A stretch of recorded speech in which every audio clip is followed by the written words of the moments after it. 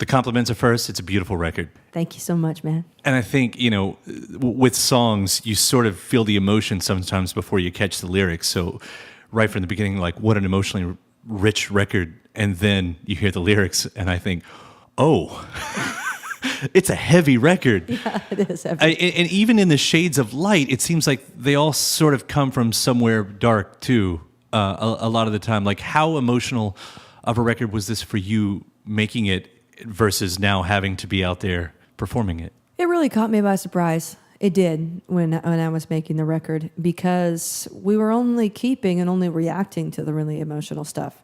And so something happened to me when I became a parent, where I had I developed a filter for writing and creating things, not just music, that were conscious in a way of me trying to look or appear cool or with it or hip or any one way. And I developed a much more philosophical ability to express myself, because I just lost something around wanting to be seen as hip or smart or interesting or cool or like a rock and roll type person, you know? And I don't know, I feel like my daughter helped me accept myself in ways that were bigger than I had before. It's amazing what kids will do. Yeah, right. For you. I mean, do you have them? Yeah, I do. I have one. He's 10-year-old, and that was, like listening to some of these songs. I thought the one thing that there was lots of things that a kid will do to you once you have them, but it especially kind of takes you back to a time that you thought maybe you escaped and everything. Like, I see him at school, and I think back when I was at school, I got bullied and everything else, and I worry about him and everything. And like when your first single, the joke comes out, and you hear that first verse, like, I was scrawny, I was effeminate, and like having to deal with that. And I don't know, is that where that comes from? When you like having a daughter now, and you're looking and going, oh God. Oh, dude. I was there. The empathy is profound, and it takes you by surprise. Yeah, because you did think that you escaped it. And like, really, maybe it only existed when it came back to you in your dreams every once in a while, about being in school without your pants on or something like that. But then you're watching them do it, and you're watching them go and experience being in a social setting. And you're right back there. The memories come back, and the empathy is there, and you're nervous all the time. I'm worried all the time. It can only be described to me as like this kind of profound realization that everybody is somebody's baby. And it changed everything for the kinds of material I can digest. Like, I can't watch violent things anymore. Things that used to be scary, like, I'm just like, oh, that's not funny. That stuff's I'm not watching that. No, don't go up those stairs.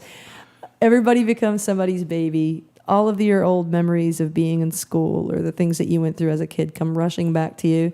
And, interestingly enough, I saw both my parents lost their mother this year. And that was really fascinating, because seeing them over the years gripe and complain, from time and time about their moms, or the things that keep you from answering the phone, all those things were just gone in a minute. It didn't matter anymore. They couldn't remember them. All they could remember were like unearthed funny stories and heroic moments and these amazing maternal things that they were never telling me that their moms used to do those things when I was growing up. And I was like, well, I can realize that stuff about my parents when they're gone and I'm filled with regret and judgment, or I can remember that stuff about them right now while they're still here. You mentioned a word a minute ago with acceptance, and I feel like the two big words that fall in this album, and I think some of the themes you're talking about right there too, acceptance and forgiveness, but they don't mean exactly the way we use them every day in this sense, right? Yeah. Acceptance isn't to be confused with complacency, and forgiveness isn't to be confused with a kind of modern, suburban, white, Judeo-Christian use of the term that we use, #blessed style. It's radical and stunning and difficult process. What is radical acceptance? Radical acceptance is the ability to accept and love someone regardless of whether or not they'll meet your requirements. Yeah. And it's so much easier said than done.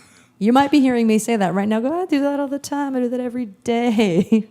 But I don't think we do. And even I'm talking about it and not doing it as we speak. And with everything going on, I mean, it seems like there's sort of an avalanche for you because becoming a new parent is one thing.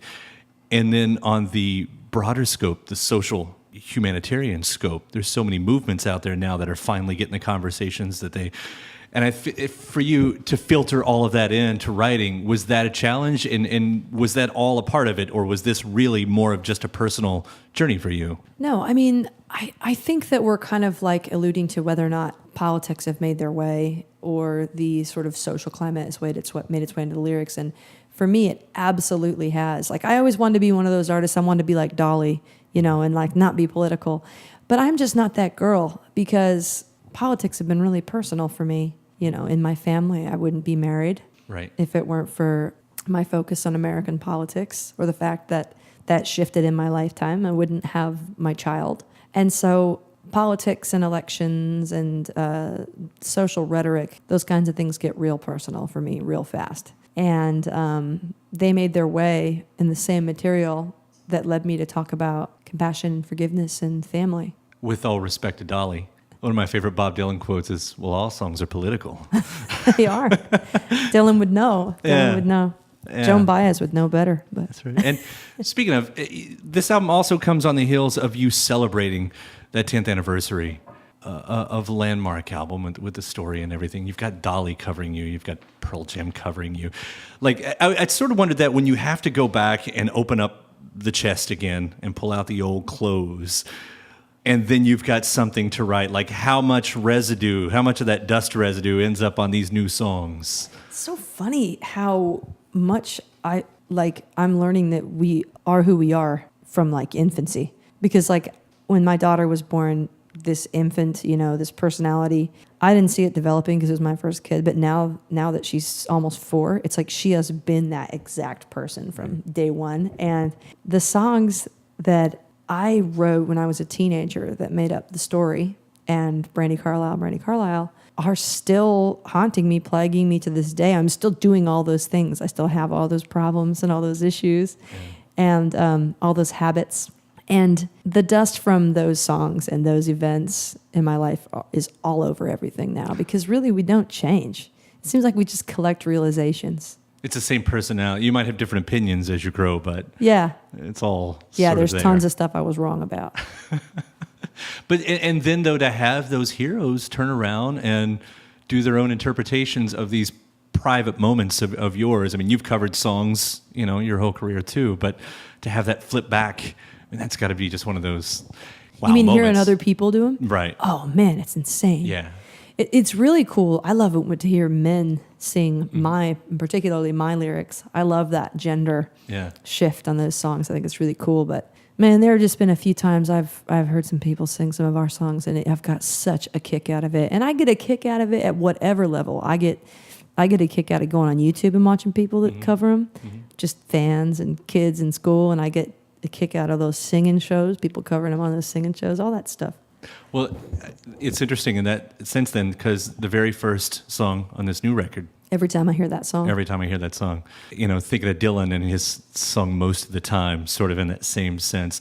Like here you are talking about, everything's great till I hear that song and I'm reminded. And of course, the sort of irony is you are the music maker and you're doing that to someone else. You're writing the song that's causing the heartbreak to someone else. That irony is not lost on me at all. All I can say is I get it. I really get it. You get it. Yeah. It's the puppeteer up there. Kind of close with this too, because there's one line on here that I center in on, and I love. It might be my favorite line on the record. There will be color and language, and nobody wanting to fight. What a glorious sight! Like that's sort of the end game right there, right? Yeah. Like that's the Every dream. tear. Yeah. I thought if there's the most hopeful moment on this record, which is again a beautiful record, but if there's really hope, it's all right there. Do you think we're close at all? Because we're in that moment, we're in the weeds. If we were ever close, it would be right now. Yeah. I mean, we've awoken in ways that I never imagined I'd see in my lifetime. Things are changing in my lifetime that have just blown me away. And I mean, I've been marching and I've been holding signs and I've been doing, what I think is my part. And I'm seeing people out there doing 10 times more that were asleep before last November. Yeah. And it's really, really heartening and really encouraging. And regardless of what we're reading every day or who's up in Washington, what's happened to us as a country is been really a great awakening. It's been it's exposed so much about us that we can fix and change, and we can't get better as a people until the cracks are shown, and the cracks have been shown. And now it's just time to let the light through. Well, I appreciate your fighting. I appreciate your poetry. Thanks, man. And everything goes along with it. Thank you. I kind of like your poetry too. I think you're quite a poet. Just the man asking the questions. Yeah, really good ones though. All right, thank you.